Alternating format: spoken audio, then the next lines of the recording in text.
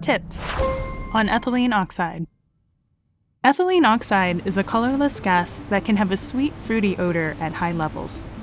It is synthetically produced for industrial uses, including sterilizing medical equipment and foods, such as spices.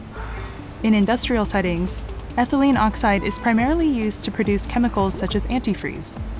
It is also used to make some personal care products and is present in tobacco smoke. Small amounts of ethylene oxide naturally form in the body during metabolic processes. Inhalation is the primary route of exposure to ethylene oxide.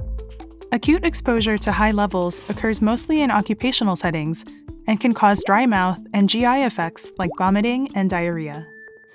Acute and chronic exposures can both be associated with neurologic effects such as headache, memory loss, and numbness, as well as irritation of the eyes, skin, and lungs.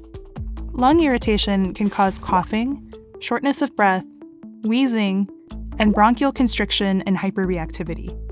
Chronic exposure can also be associated with neutropenia and anemia, as well as hematologic and breast cancers.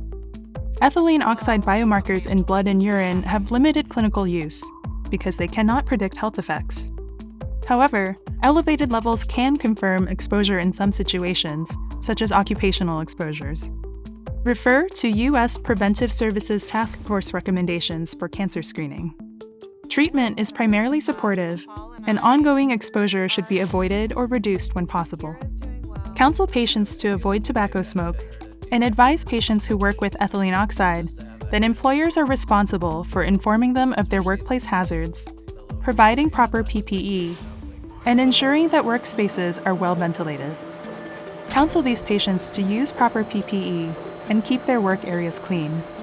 Consult a specialist in medical toxicology or occupational and environmental medicine regarding a workplace monitoring plan as needed. Visit ATSDR's website to learn more.